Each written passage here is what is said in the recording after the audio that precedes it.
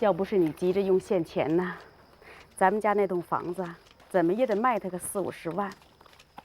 盖的时候前前后后就花了快40万了，这么着急一卖呀，少了10几万，也是没办法的事。妈，这笔钱，我不知道以后还能不能还给你们。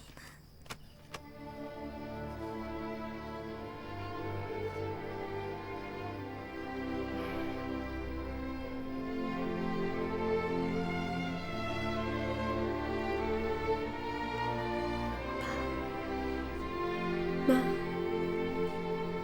你们苦了一辈子，好不容易有了这么一个家。我知道这房子盖的不容易，这是我们的家。可我现在，我让你们无家可归，我让你们爸妈，孩子，爸爸妈妈心里疼你，你是个苦命的孩子。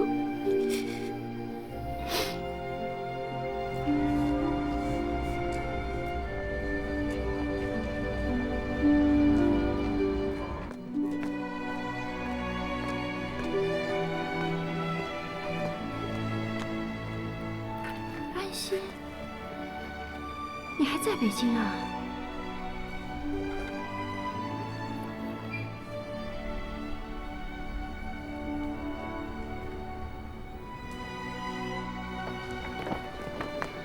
那我先走了。哎，小兄，听奶奶话啊。他会说话。哎，放心吧。妈妈再见。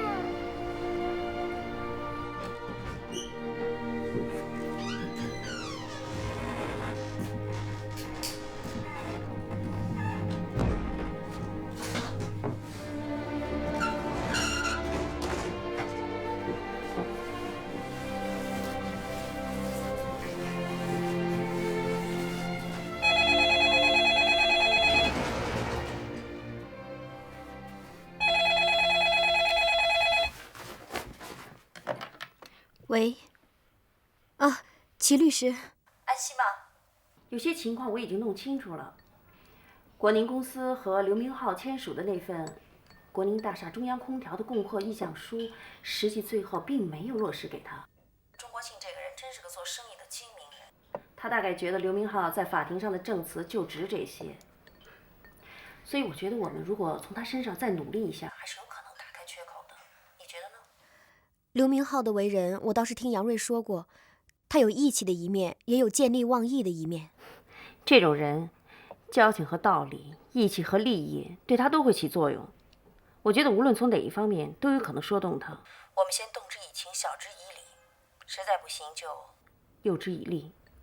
好，钱我有，钱不成问题。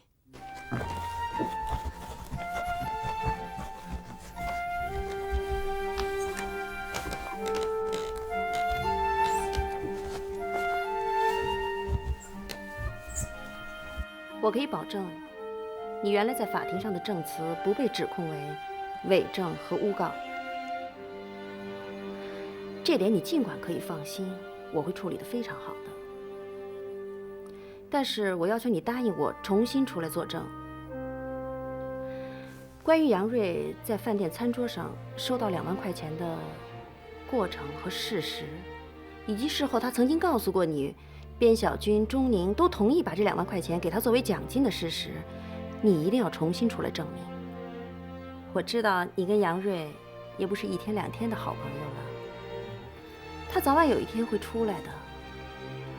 你总不至于使你们之间成为仇人吧？大哥，杨瑞一直跟我说，你和他是最好的朋友，你过去经常帮助他，你就再帮他一次吧。我先替杨瑞谢谢大哥了。哎，不用，这你们这是干什么呀？啊，杨瑞啊，我是从小看他长大的，他这忙我肯定得帮啊。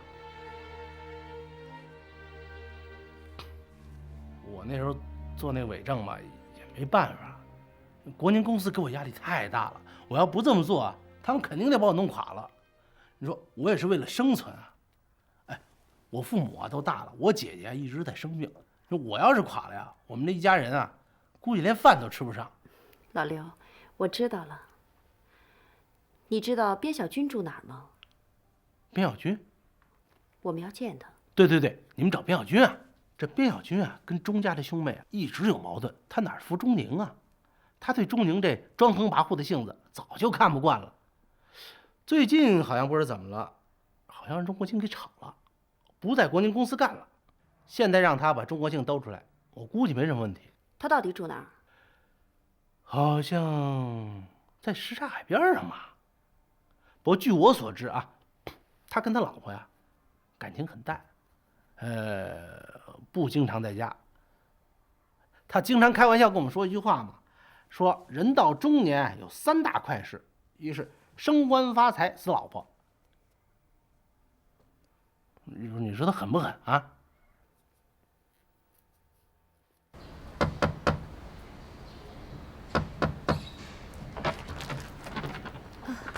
你找谁呀？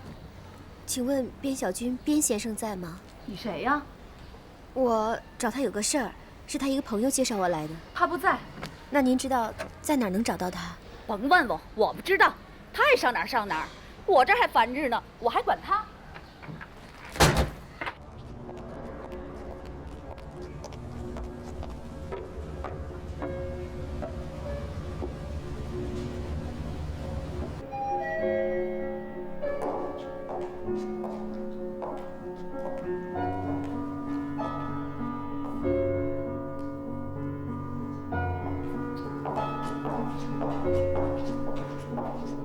请问1010房怎么走？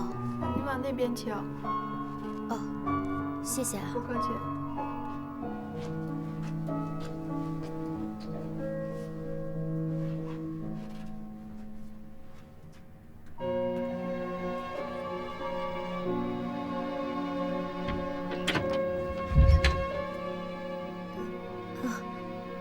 您好，请问卞小军先生在吗？不在。你是谁啊？我姓安，那您知道他在哪儿吗？你找他有事吗？我是来找他商量件事儿，有人想跟他做一笔生意。你怎么找到这儿来的？是谁告诉你在这儿的？是他一个朋友告诉我的。是谁呀？是刘明浩告诉我的。刘明浩，您认识吗？他不在这儿，早就不在这儿了。那在哪儿能找到他？不知道。打扰您了。哎，他每天晚上到三里屯酒吧去，你去那儿转转吧。走了，感谢啊！再喝点呗，下次再来，下次再来，下次一定啊！你看今儿啥事都没干，漂亮妞，哎，好嘞，哎，回去直播，慢点儿。卞先生，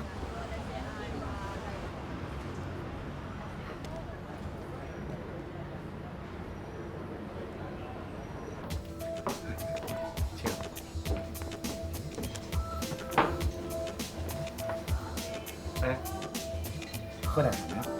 哦，不用。现在可以告诉我了吧？你是怎么认识我的？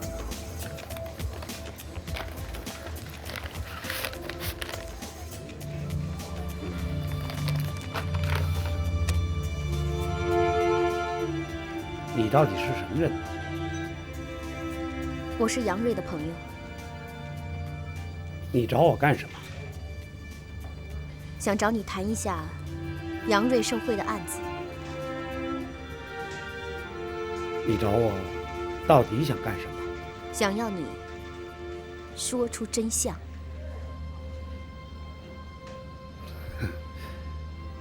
说出真相，跟你在这儿？不，在法庭上跟法官说出真相。小姐，你认错人了。卞先生，你不说，有人会说的。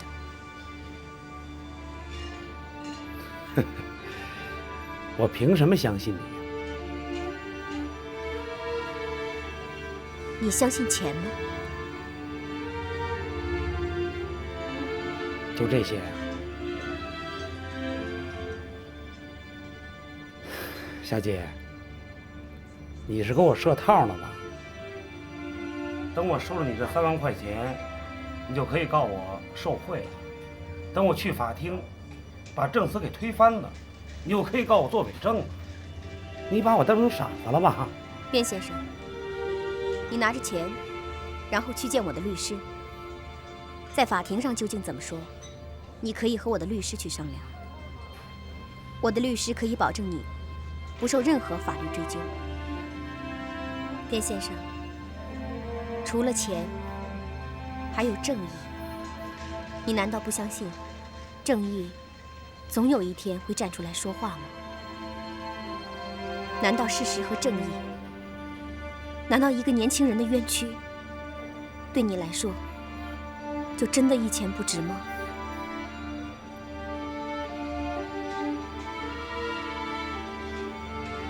我求你了。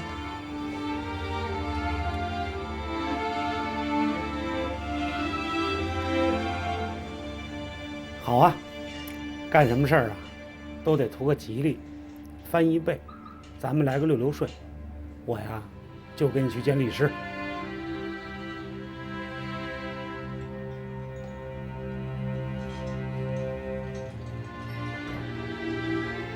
好。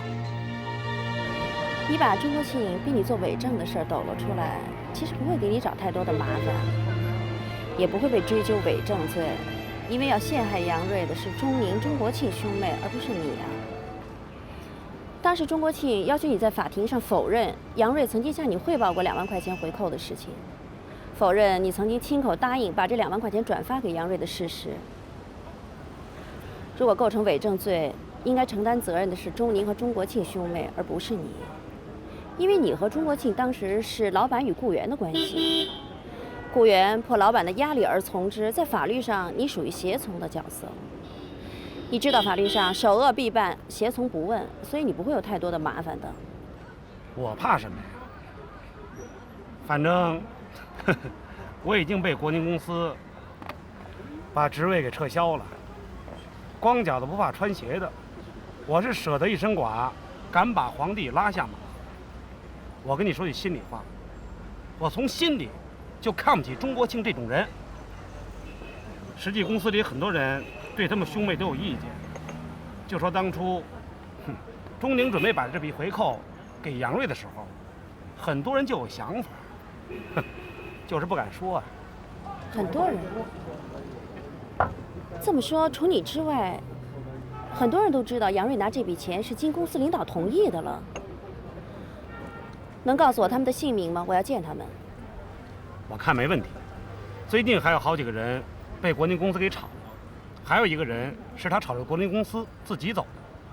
我想，只要你们肯多出点钱，别让他们觉得麻烦，请他们出来作证，没问题。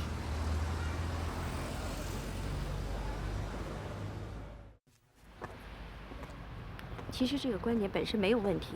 我们上次败诉的主要原因就是，控方的证人在庭上异口同声的否认知道这件事情。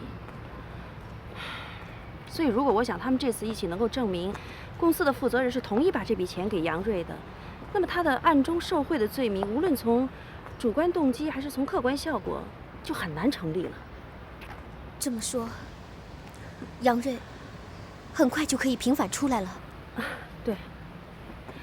我们现在要做的就是通过监审程序，用这些新的证据证明原判有误，这样可以要求法庭重新审议。新的证据对我们真的很有利。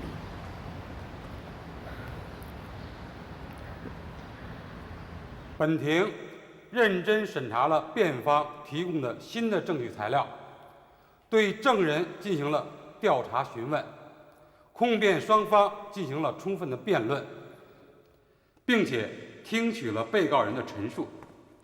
经过合议庭讨论，现在宣判如下：公诉人对被告人杨瑞受贿的指控证据不足，不能认定。原一审判决和二审判决的有罪认定不当，应予纠正。经本庭再审重新判决，被告人杨瑞无罪。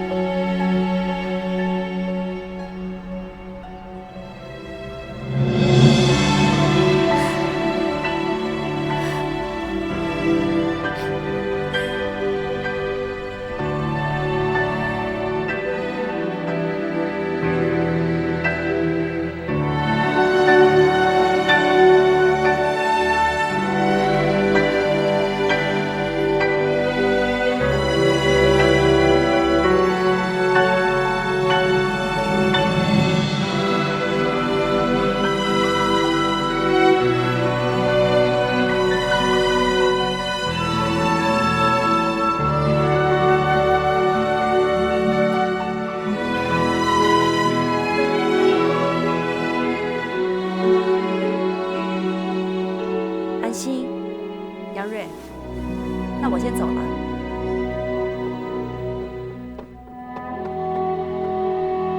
有事儿呼我。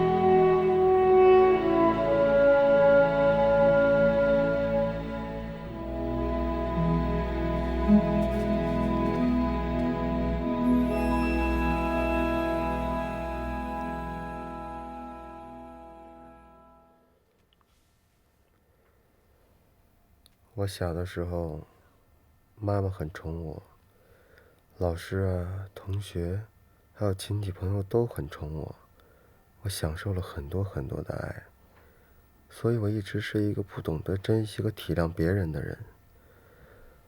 我一直就没有真心感谢过任何人，但现在，我真的很感谢你，安心。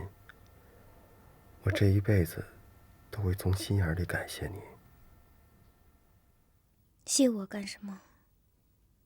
说真的，我们应该好好谢谢律师，谢谢法律，谢谢所有为你说话的证人，哪怕他们是为了钱，或者是为了其他的目的，但他们终于说出了真话。也正是因为他们说了真话，你才有了自由。更重要的是，他们还你了一个清白之身。安心，你跟我说句实话，你是从一开始到现在，你始终相信我是清白的吗？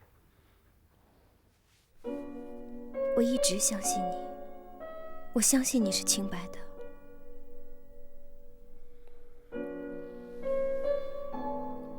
我在监狱里的时候，心里什么都没怕过，最怕的就是连你也不相信我，怀疑我，对我没有信心，对我再也没有感情了。我当时心里最大的支撑，就是你对我的信心和对我的感情。我一直是有信心的，我相信法律，相信正义，相信清白的人总会得到清白的。可我知道，我的这个清白，不光是用清白换回来的，还是用金钱赎回来的。安心，我知道，你为了我能出来，都倾家荡产了。每个为我说真话的人，都得到了利益，包括律师。是啊，这个年头，谁也不可能为你白干，谁也不可能只为了真理和信念去白干。杨瑞，你说的没错，可是即便如此，咱们还是应该感谢他们。我想，咱们应该好好请律师吃顿饭。律师虽然是收钱的，但是他给咱们的帮助实在是太大了，不是用钱能衡量的。也是，在里面的时候，我谁也见不到，只能见到他。他的确也给了我好多信心。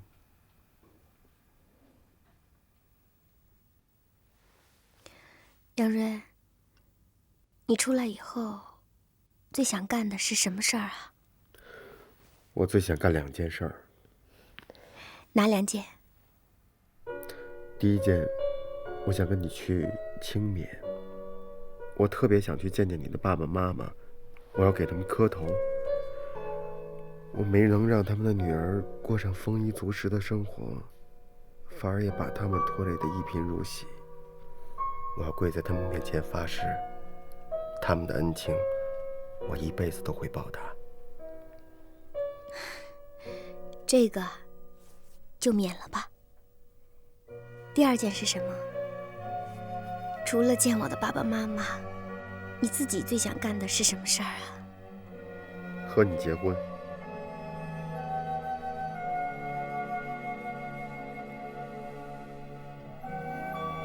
结婚？对，和你结婚，再也没有什么事可以阻碍我们了。我想过了，无论我们的父母，当然主要是我的父亲，他是否同意，是否接受，无论我们有没有钱，有没有经济基础，我们都要结婚。我们一定要结婚，就是现在，马上结婚。你没必要拿这个来报答我，感谢我。真的没必要。我结过婚，有孩子，我和你是不配的。除了你，我谁也不要。是不是你觉得我配不上你啊？还是怕我对小熊不好啊？不，我爱你，杨瑞。可就是在我最爱你的时候，我都没想要你和我结婚，真的。我一直以为我不会再结婚了，我也不应该再结婚了。我现在唯一要做的就是抚养小熊，让他长大成人。好，我和你一起把小熊养大，让他长大成人。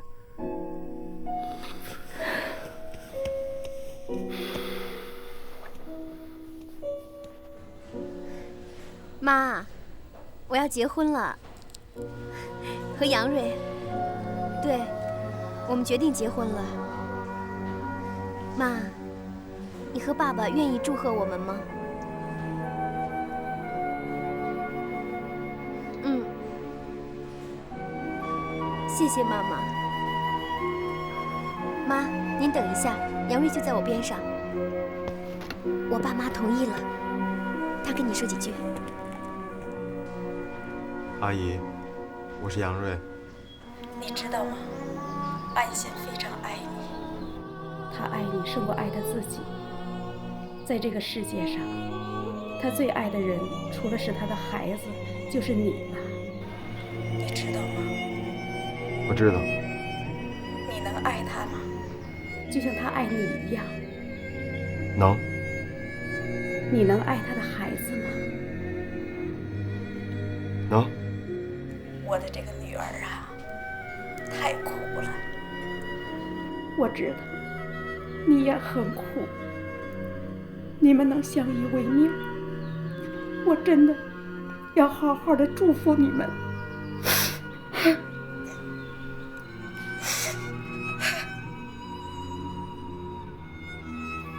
你跟妈妈说。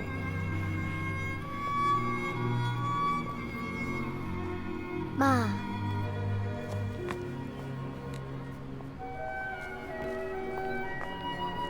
我从家里带出来的钱呀，还剩下3万。我妈说让我们留下来结婚用。咱不是说好了吗？咱们结婚要办得简简单单、朴朴素素的，而且也不请什么亲戚朋友，所以咱们还是把钱给他们寄回去。我想把这笔钱平均分成3份，1份寄回去，1份咱们结婚用，还有1份得去还了欠刘明浩和潘队长的钱。另外，咱们不是说好要请律师好好吃顿饭的吗？这是你的钱，我听你的。这是咱们的共有财产，你同不同意呢？我听你的。真的？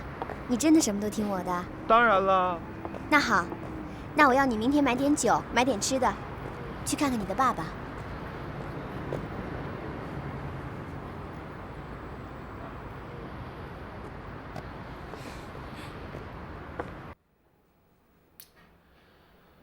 唉，不管怎么说，你能平反出来就好。咱们老杨家总算没丢人。现在这少数公检法的昏庸无道，咱们得去告他们，不能白白让他整了咱们大半年。经济上的事儿咱们不提啊，提来让人瞧不起。可这精神上的、名誉上的，不能白白算了。现在是什么都有法了，啊，国家政府办错了事，照样得赔偿。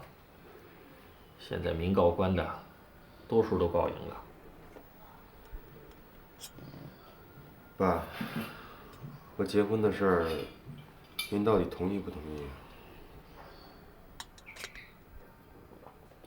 你够岁数了吧？够了。法律上说，男的20岁就可以结婚，我过了年都快24了，安心也快23了。你都24了，你17、18岁的时候我就管不了你，甭说你现在24了。你什么时候听过我的？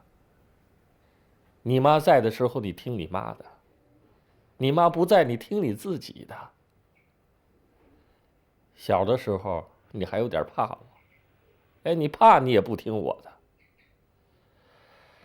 现在你是连怕都不怕我了。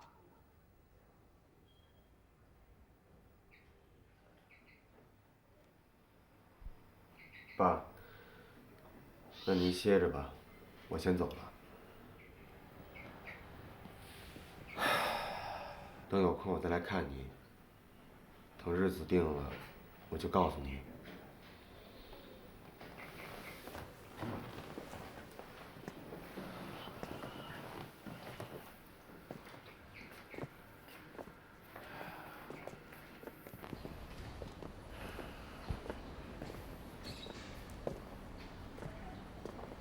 你们结婚，我也没什么准备的。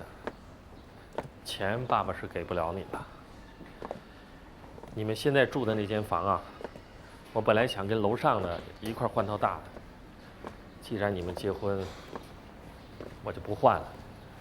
你们住吧，啊，总不能住到大街上啊。好好规持规持，啊。谢谢爸爸。你还知道谢我呀？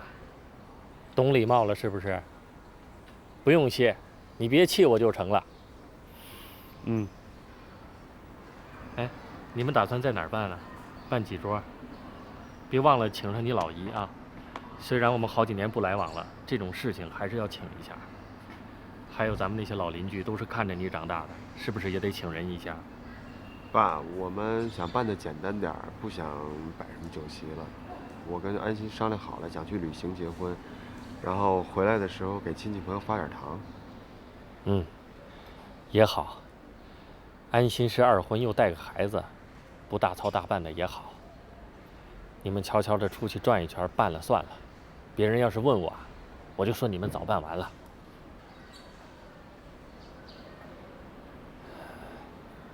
还有啊，好好跟人家过日子，别没长性啊，别亏了人家孩子。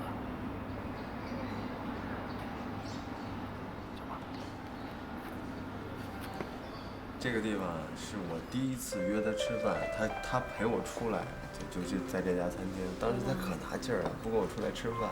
那个时候我得求着他，我说你就算你陪我来吃，然后他才来。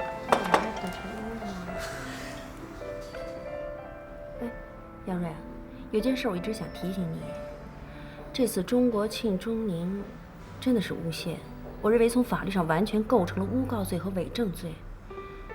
你们要不要起诉他？行啊。你看这次刘明浩、边小军还有副审时候那几位证人的证词，你们注意到了吗？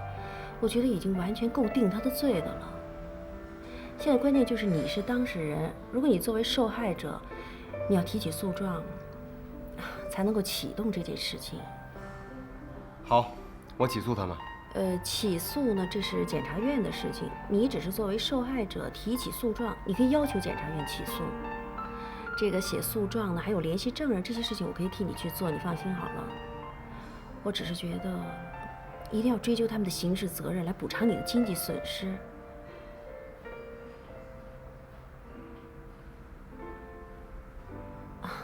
你们可以回去商量一下，想好了再来找我。好，到时候肯定还得麻烦你。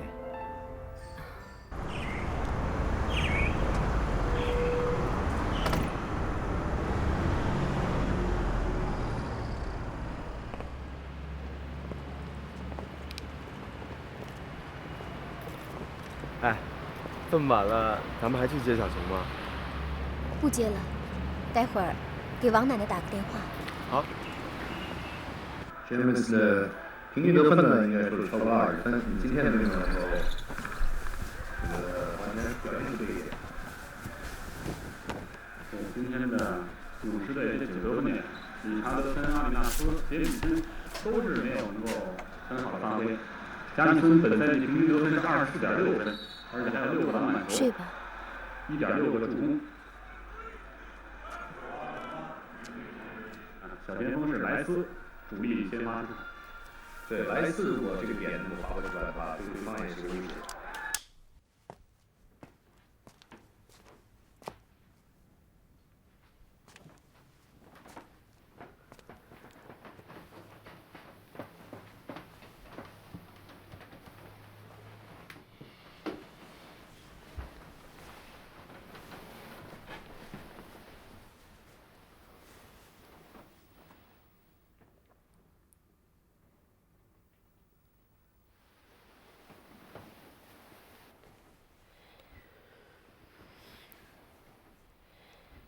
杨瑞，你真想去告钟宁？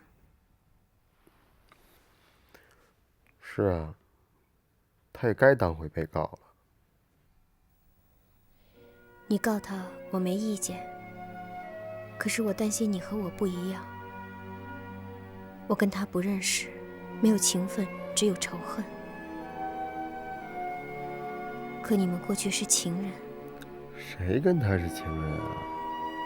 你是不是以为我跟他还有什么感情啊？你没事吧你？人是感情动物，感情的事儿啊是说不清的。我不是说你和钟宁现在还有感情，我是说你们过去在一起，毕竟有过美好的时光，毕竟有过互相关照、互相惦念的时候，这些都是你的经历，难道说忘就能忘？经历是你抹不掉的东西。你不是认为我还怀念过去的生活，还想着钟宁的吧？没有，我是在说我的体会。就像我对毛杰，也谈不上爱他。他贩毒，我也知道他是有罪的。可你让我去告他，让他去死，我心里还是有障碍的。我总会想起我和他的过去，过去很多美好的瞬间。我会想到他对我的好。反正平时根本就想不起来的事啊，到那个时候就什么都想起来了。那因为啊，是你是女的，女的就是喜欢多情善感，心太软，所有的问题都自己扛。我们男的可不这样。好，只要你想清楚了，觉得心里不别扭，那你就去告。我当然没意见。你真的没意见？那今天下午律师说这事儿的时候，你不吭声？我不会主动让你去告他，我不会的。如果你真生他的气，想报复他而去告他，我当然没意见。可我不会劝你、逼你去告他，因为我知道她是你过去的女朋友。我不想让你心里有一丝半点的不忍心，还非得那样去做。做过以后，时间长了，心里头又别扭。我不想让你这个样子。可你忘了当时钟宁是怎么告我的吗？在法庭上，我本来还心平气和地看着他，我以为他能念起点我们过去的交情，可他却毫不手软。你看他那声嘶力竭的样子，他非要置我于死地不可。我只有死了，他才高兴，他才有快感。可我不希望你像他那样，你也不应该像他那样冷酷，没有宽容之心。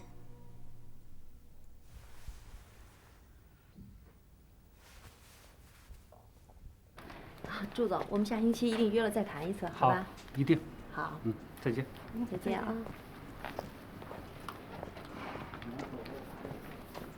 来，杨瑞，等半天了，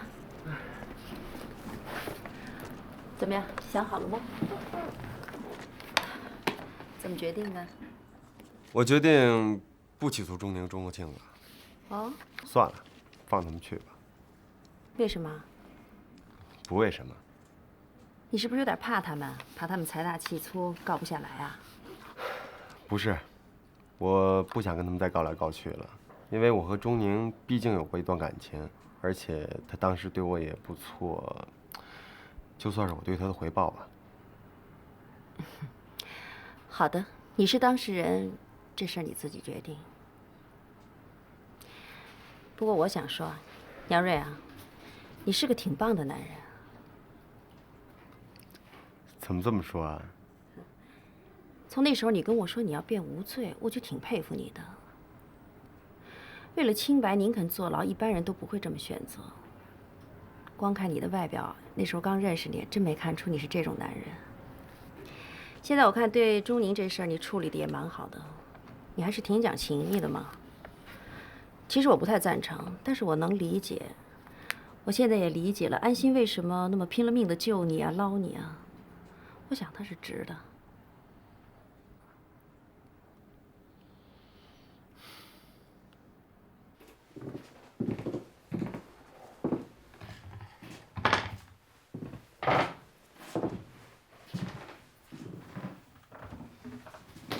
哎，你买瓶去污剂怎么买了2个小时啊？我刚才去见了齐律师。哦。我告诉他，我决定不起诉钟宁了。你赞成吗？这是应该由你自己决定的事儿，你怎么决定啊，都可以。你怎么好像无所谓啊？我尊重你的决定。有时候啊，饶恕也是一种美德。与其报仇雪恨，不如化干戈为玉帛。哎，刚才刘明浩来了个电话。刘明浩，晚上6点半，他请咱们到昆仑饭店去吃饭。他这人啊，就这样，没脸没皮的。人无完人嘛。今天晚上你可别拉着脸啊，让刘明浩下不了台。我才不去呢。哎，你没答应他吧？我都答应他了。要去你去，反正我不去。你忘了他当时怎么在法庭上给我做伪证了？他明明知道那么一作证就把我给毁了，他还是那么做了证。那天在法庭上，他看我都不敢看。他这么一作证，把我们俩从小到大的交情全部一笔勾销了。我还能像他们没脸没皮的去吃他那顿饭？连钟宁和钟国庆你都不记他们的仇了，何苦还记着刘明浩的仇呢？再说刘明浩是做生意的，他是不敢得罪国宁公司。这些年他也帮你不少忙了，他害你这一次也算是扯平了，不然你且要记着他的恩呢。再何况他后来又给你做了一次回证，要不然你到现在还出不来呢。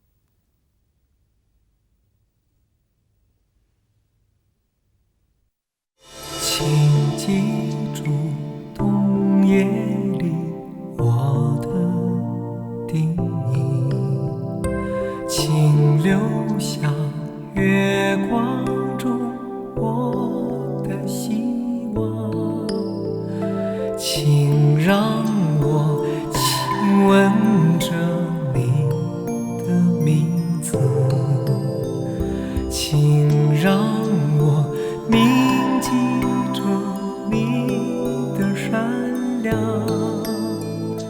我仰望天空，群星闪烁，我面对苍天，呼唤你的出现。